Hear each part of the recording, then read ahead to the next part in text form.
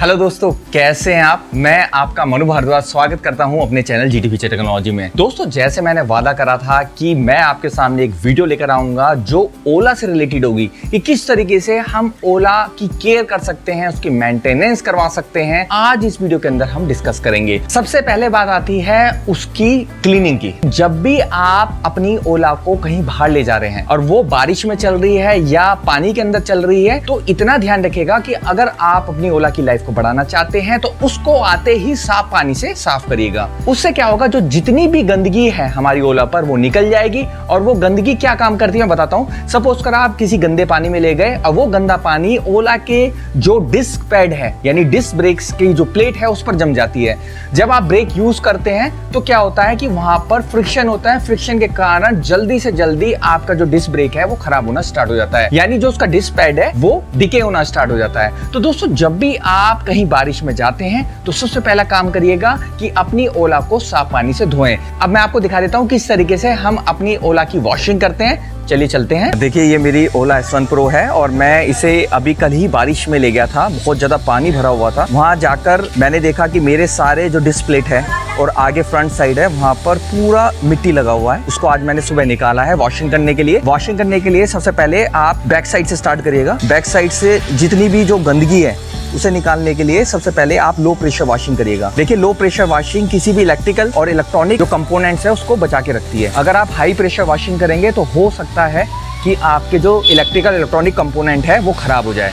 ये low pressure washing है इस टाइम। जब आप धो रहे हो तो इस चीज का जरूर ध्यान रखिएगा कि ये जो डिस्क प्लेट है जो आपको दिखाई दे रही है उस पे से पूरी जो यहाँ से डस्ट है वो निकल जाना चाहिए। कोई भी फॉरेन पार्टिकल नहीं रहना चाहिए, क्योंकि इस डिस्क प्लेट में अगर कोई भी फॉरेन पार्टिकल रहेगा तो उससे क्या होगा कि ये जो डिस्क प्लेट है वो जल्दी खराब होने का डर रहता है। तो जिनके भी डिस्क ब्रेक खराब हो चुके हैं 5000 किलोमीटर्स में, उसका रीजन यही था। यहाँ जो मेरी अब यहाँ पर जो डिस्क पैड चेंज हुआ है वो 10,000 किलोमीटर्स के अंदर में हुआ है। ऐसा ही हमको बैक साइड में करना है। जो डिस्क प्लेट है उस पे से सारी डस्ट को हटाना है, क्योंकि हम नहीं चाहते कि हमारे जो डिस्क पैड है वो 5000 किलोमीटर से पहले ही खराब हो जाए। वैसे जो डिस्क पैड होता है उसकी लाइफ 10,000 किलोमीटर के करीब होती है। तो अगर आप अपनी हार्ड अर्न मनी सेव करना चाहते हैं जो अप्रोक्सीमेट 1400 रुपीज है, तो इस बात का जरूर ध्यान रखिएगा। यहाँ देखिएगा, ये इलेक्ट्रिकल मोटर है। इतना ध्यान रखिए कि जब भी आप वॉशिंग कर रहे हैं तो यहाँ पर कभी भी हाई प्रेशर वॉशिंग ना करें।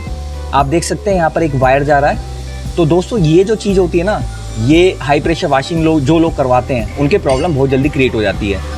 तो यहाँ पर भी हमको लो प्रेशर वॉशिंग करनी है इस तरीके से, और इंश्योर करें कि पूरी तरीके से गंदगी यहाँ से निकल जाए। अब बात आती है स्पीकर्स की साइड की। जब भी आप इस साइड वॉशिंग कर रहे हो तो यहाँ पर देख सकते हैं स्पीकर्स है और डिस्प्ले है। तो यहाँ पर इस चीज का जरूर ध्यान रखिएगा कि ये जो USB पोर्ट का जो कवर है वो हमेशा ढका हुआ रहे। और जब भी आप यहाँ पर सफाई कर रहे हो तो डायरेक्ट स्पीकर पर कभी पानी न डालें। आप थोड़ा सा स्प्रिंकल की फॉर्म में डाल सकते हैं, लेकिन डायरेक्ट यहाँ पर कभी भी हाई प्रेशर वॉशिंग या लो प्रेशर वॉशिंग ना करें। इस तरीके से आप कर सकते हैं। ये स्प्रिंकल की फॉर्म में वाटर से मैं वॉशिंग कर रहा हूँ। ओला को वाटरप्रूफ बताया गया है, लेकिन इसे आप सबमर्ज नहीं कर सकते हैं। कई सारे यूट्यूबर्स ने सीधा ये ओला को ले जाकर कहीं पॉन्ड में डाल दिया है, कहीं सी में डाल दिया है, उसके बाद यूज़ कर रहे हैं, लेकिन ऐसा नहीं है। सबमर्ज की कोई भी गारंटी वारंटी नहीं होती है, कंपनी भी कभी रिकमेंड नहीं करती है।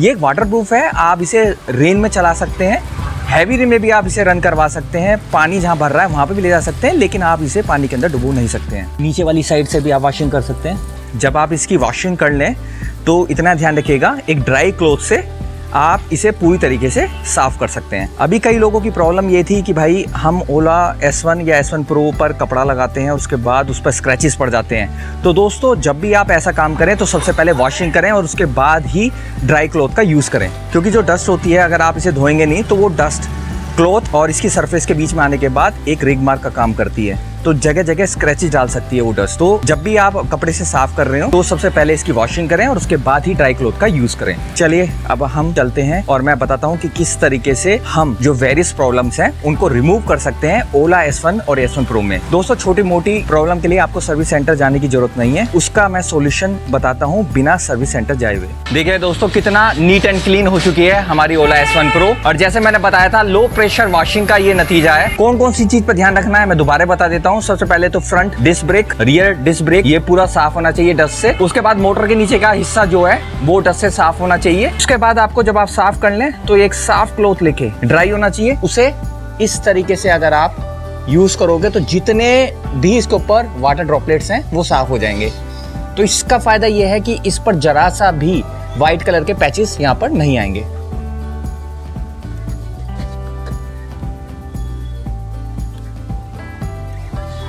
आप देख सकते हैं शाइनिंग एज इट इज है, जैसे मैंने न्यू लिया था। यहां पर देखिएगा भाई, जैसे आप अपने शरीर की केयर करते हैं ना, उसी हिसाब से आप अपनी फेवरेट ओला की केयर कर सकते हैं। बिना केयर के तो भाई ये भी नहीं चलेगा।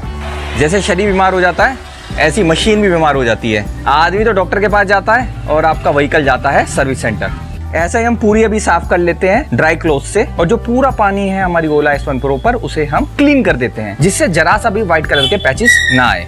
अब दोस्तों आप देख सकते हैं कितनी साफ सुथरी ओला लग रही है। और मैं आपको बता दूं 1.5 साल हो चुका है ओला S1 Pro को लिए हुए। सिर्फ इन्हीं मेथड से मैंने ओला को बिल्कुल न्यू रख रखा है और यहाँ पर कोई भी केमिकल का यूज नहीं किया गया है। जैसा मैं आपको बार बार कह रहा हूँ, कभी भी ओला पर फालतू के केमिकल्स का यूज ना करें, ना शैम्पू का यूज करें। कैचीज आए तो उसके लिए मैं आपको तरीका बताऊंगा आने वाली वीडियो में। अब मैं आपको बताता हूँ कि आगे से कई लोगों को नॉइज आने की शिकायत थी, उसका क्या रीजन है। और जरा सी बात पर लोग सर्विस सेंटर की तरफ भागते हैं और सर्विस सेंटर वाले भी बिना दिमाग लगाए उस चीज को हल करना स्टार्ट कर देते हैं। ये प्रॉब्लम थी शॉकर्स में आवाज आने की, कि जब भी कोई बंदा जा रहा है उबड़ खाबड़ सड़कों पर तो यहाँ पर एक ची ची की आवाज आती रहती है, क्रिच क्रिच की आवाज। तो दोस्तों सबसे पहले बता दूं, ये कोई शॉकर की प्रॉब्लम नहीं होती है और ना ही ये सर्विस सेंटर वाला आपको सही ढंग से बताएगा। आपको ये आवाज आएगी, आप तुरंत ही कंप्लेन करेंगे सर्विस सेंटर में, सर्विस सेंटर वाला आपको टाइम दे देगा, आप वहां पर जाएंगे और वो शॉकर को खोलना स्टार्ट कर देगा।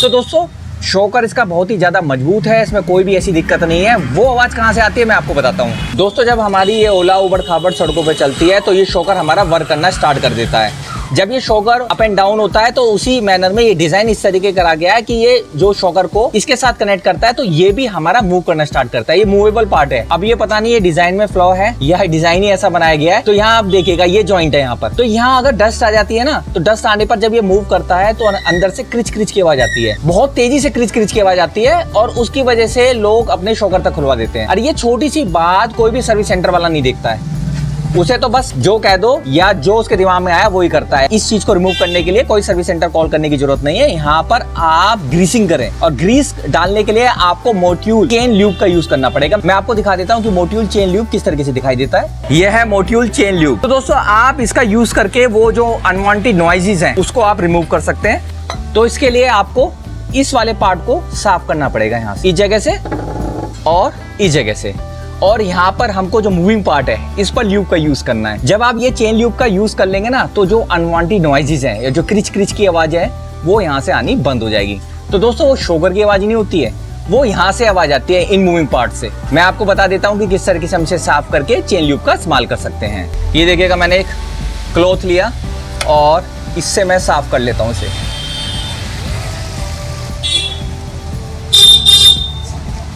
रीजन यही है, डस्ट को पूरी तरीके से हमको हटाना है। और ये जो अभी मैंने वॉश करी है तो इससे पानी भी हट जाए यहाँ से। वैसे तो वो ल्यूब बिल्कुल वाटरप्रूफ होती है, अच्छी ल्यूब है मोट्यूल की। अगर आपको बाय करना है तो डिस्क्रिप्शन में मैं इसका बाय लिंक भी दे दूंगा, जहां जाकर आप उसे खरीद सकते हैं।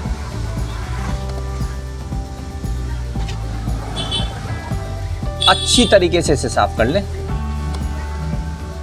दोस्तों जो ये मैं चीज बता रहा हूँ ना, ये आपको कोई नहीं बताएगा, आप सिर्फ इसे ले जाके सर्विस सेंटर में दिखाना स्टार्ट कर देंगे। लेकिन अगर आप मेरा ये वाला तरीका अपना लेंगे तो आपको जो अनवांटेड नॉइजेस हैं, जो आपको महसूस हो रहा है शॉकर से आ रही हैं, वो सारी नॉइजेस हट जाएंगी। अब हमको यहाँ पर चेन ल्यूब का इस्तेमाल करना है। चेन ल्यूब का इस्तेमाल करने से पहले इस वाले पार्ट को हम कपड़े से ढक देते हैं, जिससे चेन ल्यूब का केमिकल इसकी जो बॉडी को नुकसान ना पहुंचाए। ये मैंने गंदा कपड़ा ले लिया और उसको इसकी बॉडी पर बिछा दिया है। ये चेन ल्यूब लिया, इसे थोड़ा सा शेक करा और यहाँ पर मैंने यूज करा।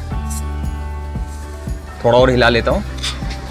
हल्के हल्के तरीके से आप इसे इंप्लीमेंट कर सकते हैं। एक साइड का हो चुका है, दूसरी साइड भी आते हैं हम। अब दूसरी साइड भी करते हैं। कपड़ा मैंने लगा दिया है और इसको मैं लुब्रिकेंट डाल देता हूँ।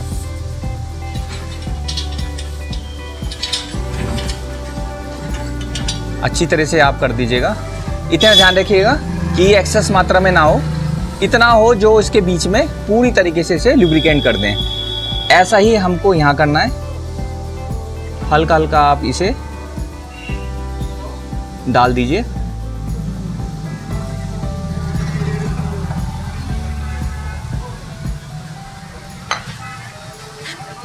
ये हमने इम्प्लीमेंट कर दिया। एक्स्ट्रा मैं हटा देता हूँ इस कपड़े से। तरह तरह की जो नॉइजेस आ रही थी हमारी, वो आनी अब यहाँ से बंद हो जाएगी, क्योंकि जो डस्ट है वो ऑलरेडी हमने धो के हटा दिया है। और उसके बाद इन मूविंग पार्ट्स में हमने यहाँ पर चेन ल्यूब लगा दिया है, जो है मोट्यूल का। मैं दोबारा बता रहा हूँ, अगर आप इस तरीके की चेन ल्यूब को खरीदना चाहते हैं जो मोट्यूल ब्रांड की है, तो डिस्क्रिप्शन में इसका बाय लिंक भी दे दूंगा, जहाँ जाकर आप इसे खरीद सकते हैं। इवन जो मैंने वॉशिंग करी थी वहाँ हमने जो स्प्रे नोजल यूज करा था, उसका भी मैं डिस्क्रिप्शन में बाय लिंक दे दूंगा। अब मैंने देखिएगा अभी स्टैंड से उतार दिया है ओला को, और मैं आपको दिखाता हूँ कि शॉकर किस तरीके से काम कर रहे हैं और जरा सी भी नॉइज नहीं आती है। देखिएगा, जब हम चलाते हैं ना तो शॉकर इस तरीके से काम करते हैं। और क्योंकि वहाँ मैंने पूरी तरीके से चेन ल्यूब का इस्तेमाल करा है और ग्रीसिंग कर दी है मूविंग पार्ट में, तो जरा सी भी आवाज नहीं आएगी, चाहे कितनी भी ऊबड़ खाबड़ सड़क पे हम अपनी ओला को रन करवा लें। ये वो सेकंड बात थी जो मैं आप सभी लोगों के साथ शेयर करना चाहता था। अब हम नेक्स्ट प्रॉब्लम की साइड चलते हैं।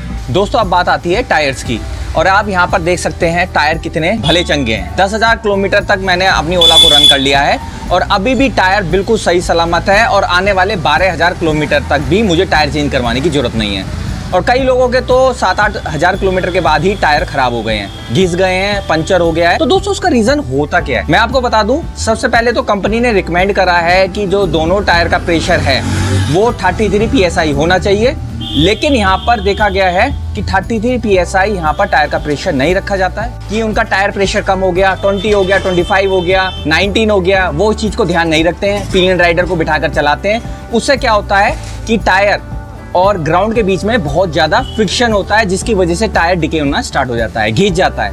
और सबसे ज्यादा इजी होता है, कोई भी कील आराम से आपके टायर के अंदर घुस सकती है और आपके टायर को खराब कर सकती है, पंचर कर सकती है। जब भी आप अपने टायर को बचाना चाहते हैं तो इतना ध्यान रखिएगा, टायर प्रेशर 33 PSI होना चाहिए फ्रंट और बैक का, चाहे आप पिलियन राइडर को बिठा रहे हो या नहीं बिठा रहे हो। अगर आप 33 PSI को मेंटेन करके चलते हैं तो आपका जो टायर है वो लॉन्ग टाइम तक आपका साथ देगा। अदरवाइज आपको पता ही है, आपको अप्रोक्सीमेशन में एक टायर के 1700 से 1800 खर्च करने पड़ेंगे, वो भी डिपेंड करता है ब्रांड पर। दोस्तों, टायर प्रेशर चेक करने के लिए ये वो डिवाइस है, एगारो का टायर इन्फ्लेटर। इससे हम हवा चेक कर सकते हैं, और मैं तो सबको रिकमेंड करूंगा इस तरीके का टायर इन्फ्लेटर आपके घर में होना चाहिए, जिससे आप अपने व्हीकल की पूरी सुरक्षा कर सकें। दोस्तों, अगर टायर का प्रेशर सही होगा तो टायर भी कम घिसेगा, पंचर कम होगा, और साथ के साथ चलाने में भी आपकी सुरक्षा करेगा, क्योंकि टायर प्रेशर कम होने से बहुत तरह की दिक्कतें पैदा होती हैं, आप सभी लोगों को जैसा पता है। और मैं इसे अब ऑन करता हूँ।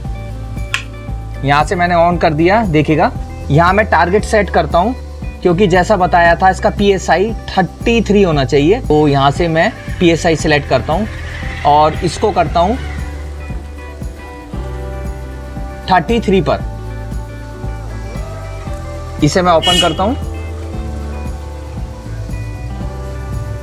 और मैं अब चेक करता हूं कि मेरे इस टायर के अंदर प्रेशर कितना है। ये इस तरीके से लगेगा और इसे हम लॉक कर देंगे। तो आप देख सकते हैं ये टायर प्रेशर को शो कर रहा है 25.5। मैंने सेट करा है 33 PSI पर, और मैं इसे ओके कर देता हूं।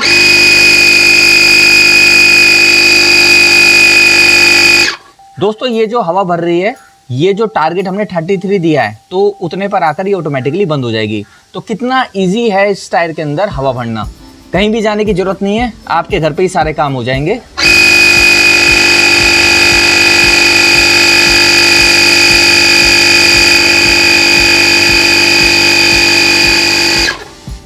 अब आप देख सकते हैं 33 पर आकर ये बंद हो चुका है। तो दोस्तों, इस तरीके से मैं अपने घर पर टायर का प्रेशर सही रखता हूं, जिसकी वजह से मेरा टायर अब भी बिल्कुल न्यू है और आज तक इसके अंदर पंचर नहीं हुआ है। तो ये मैंने आपको टायर वाली बात बता दिया, वॉशिंग की बात बता दिया, अनवांटेड नॉइजेस की बात बता दिया। दोस्तों, ऐसे बहुत सारी प्रॉब्लम्स हैं जो मैं आप सभी लोगों के साथ डिस्कस करना चाहता हूं, लेकिन टाइम की कमी से मैं आज की इस वीडियो में नहीं कर पाऊंगा। अगर आपको आने वाली वीडियोस देखनी है तो मेरे चैनल को लाइक शेयर सब्सक्राइब करिए। जो फर्स्ट टाइम व्यूअर्स हैं उन्हें जरा सा भी कुछ अच्छा लग रहा है तो मेरी वीडियो को लाइक शेयर सब्सक्राइब करके मेरे आने वाली वीडियो का नोटिफिकेशन प्राप्त कर सकते हैं। आने वाले टाइम में ओला के साथ बहुत लोगों की जो प्रॉब्लम चल रही है उनको मैं शॉर्ट आउट करूंगा। तब तक के लिए मैं आपसे विदा चाहता हूं। मैं दोबारा हाजिर हूंगा एक नई वीडियो के साथ। Okay bye, have a nice day, जय हिंद।